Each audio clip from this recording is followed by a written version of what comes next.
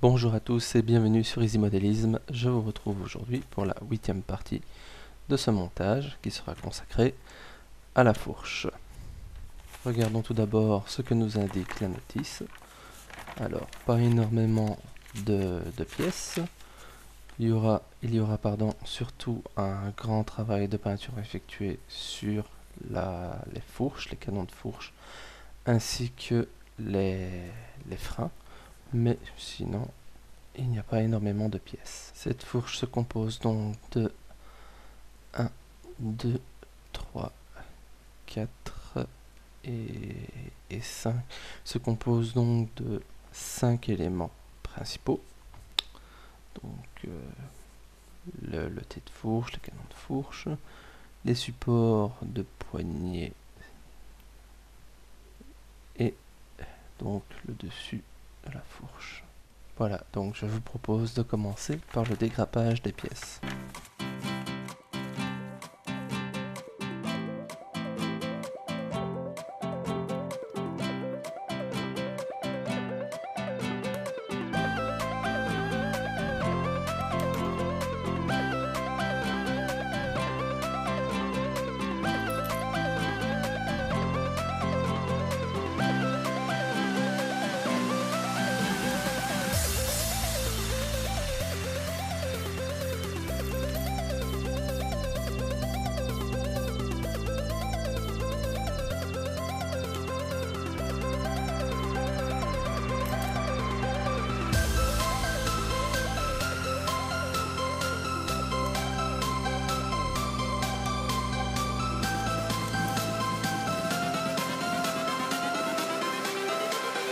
Everything changes.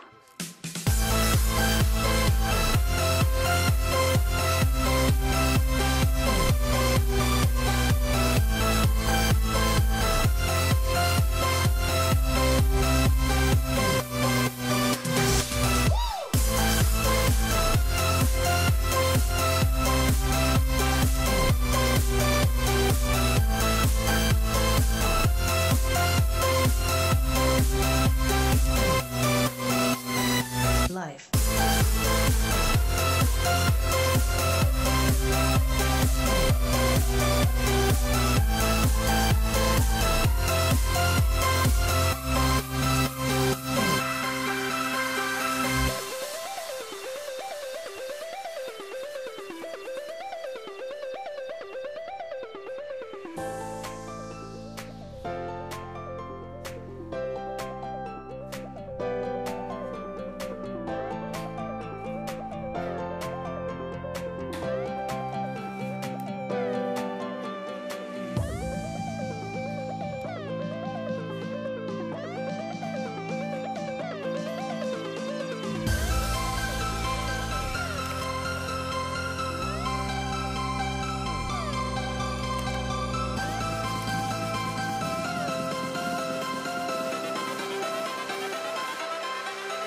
Life.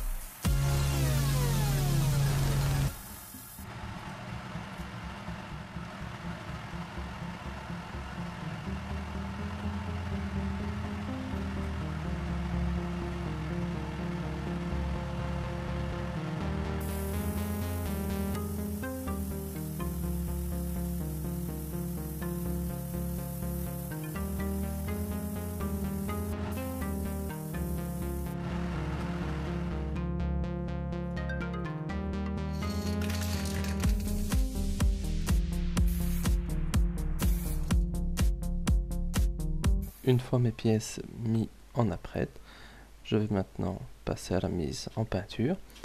Alors, pour certaines pièces, je vais utiliser de l'Umbrol, de l'énamel Umbrol.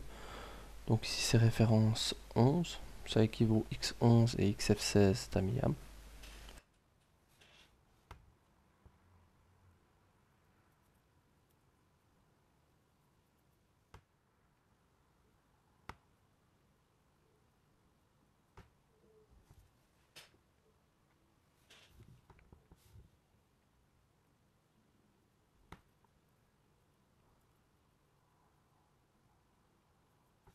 Le T de fourche sera quant à lui peint référence 56 Enamel Umbrol, ce qui correspond, c'est une teinte métallique, c'est gris métallisé, je pense.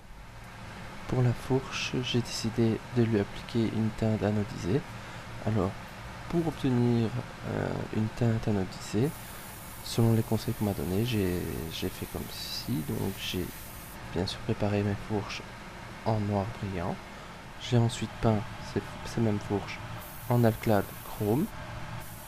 Ensuite, je vais passer, toujours en teinte alclad, j'ai passé un pâle gold, pardon, donc une teinte or mat. Ensuite, par-dessus cela, je vais venir passer un orange translucide Enamel Tamiya dilué. Donc dilué avec du White Spirit. Voilà. Et j'ai terminé la mise en peinture de mes fourches en peignant le bas de fourche en alclad duraluminium. Et voici le résultat que j'obtiens.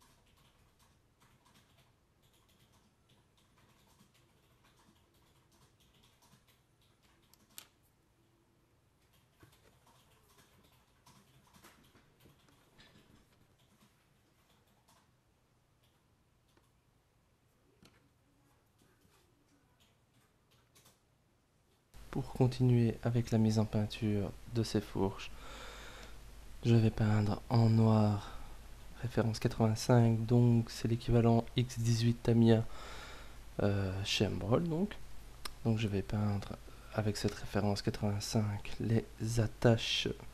Je ne sais pas si c'est les attaches de quoi exactement, donc j'ai évité de dire de bêtises. Donc je vais utiliser ma fameuse technique avec mon cure-dent, encore une fois, pour peindre ces petites pièces, vu que je n'ai pas de petit pinceau et vu que j'ai Parkinson en avance.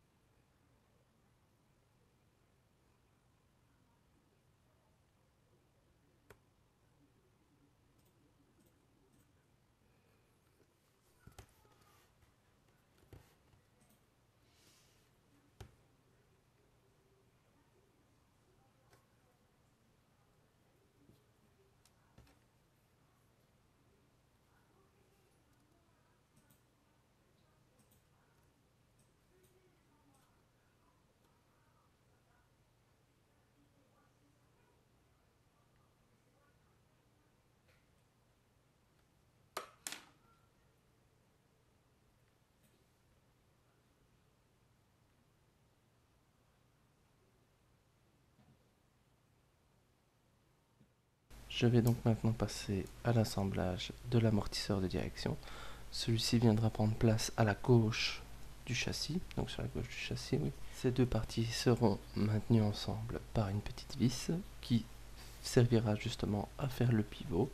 lorsque le guidon bougera, eh bien cet amortisseur de direction bougera également. Bon, après, le but n'est pas d'en faire un jouet, bien sûr. Voilà à quoi ça ressemble une fois la vis mise en place. Je procède ensuite à la mise en peinture de l'amortisseur en lui-même, je pense. Ça représente l'amortisseur, je pense. Donc il sera peint en teinte gris métallisé, référence 56 symbole. La tige reliant l'amortisseur à la direction est quant à elle peinte référence 11 et est mise en place dans l'amortisseur. Vous m'excuserez, mais j'ai dû procéder à l'assemblage des sous-éléments de direction hors caméra parce que j'ai eu de grosses difficultés à faire rentrer mon thé de fourche, donc mes fourches dans le thé de fourche, ce qui a provoqué que j'ai détérioré également la peinture. Dommage. Bon, j'ai rattrapé le coup en faisant un petit jus, etc. Alors, par la suite, nous verrons aussi, par rapport aux sigles Brembo qui sont sur les étriers de frein, il y a plusieurs façons de faire. Donc, il y a la façon décalcomanie. On vend des décalcomanies de manufacturiers. Donc, il suffit simplement de venir apposer une décalcomanie Brembo sur ces étriers.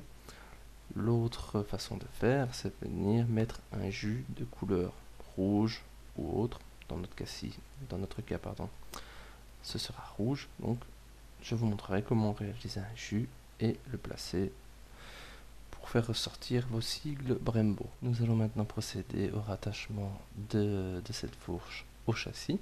Pour cela, il faut insérer un axe qui est fourni dans le kit. Au niveau de la direction, justement, il y a un orifice. Dans cet orifice, nous allons y placer cet axe.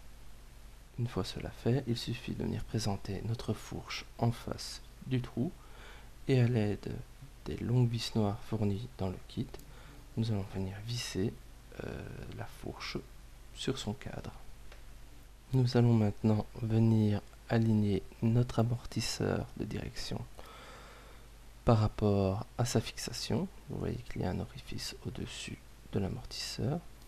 Nous allons venir l'aligner avec l'orifice de fixation sur le châssis et nous allons venir y insérer une petite vis chromée. Ce sont des 1,2 mm par 2,5 mm et fixer notre amortisseur de direction. Voilà qui est chose faite. Je vais maintenant vous expliquer comment je procède pour réaliser le jus dans les sigles Brembo. Voici tout d'abord un petit aperçu du résultat souhaité au final. Alors, au niveau du matériel, il vous faudra une palette pour réaliser votre mélange. Il vous faudra également des pipettes ou une seringue pour injecter votre diluant. Le diluant, si c'est de l'énamel, il vous faudra du white spirit. Si vous le faites à l'acrylique, de l'eau suffira amplement, ou de l'alcool, alcool isopropylique, ce genre de choses, fera l'affaire aussi. Bien évidemment, il vous faudra un pinceau, il vous faudra un coton-tige que vous imbiberez ensuite avec un autre diluant, de préférence un peu plus puissant. Moi, j'utilise de l'alcool à 90 degrés. Donc, le but recherché lorsqu'on fait un jus, c'est de le rendre le plus liquide possible. Mais il ne faut pas non plus qu'il soit, qu'il passe complètement inaperçu. Il faut qu'il garde quand même un minimum de texture.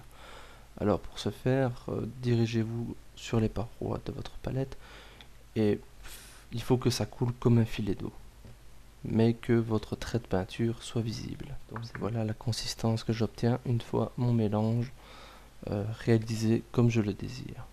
À l'aide de notre pinceau, nous allons ensuite venir déposer une petite goutte de peinture dans les creux de notre sigle Brembo et par capillarité, la peinture va s'écouler dans les creux.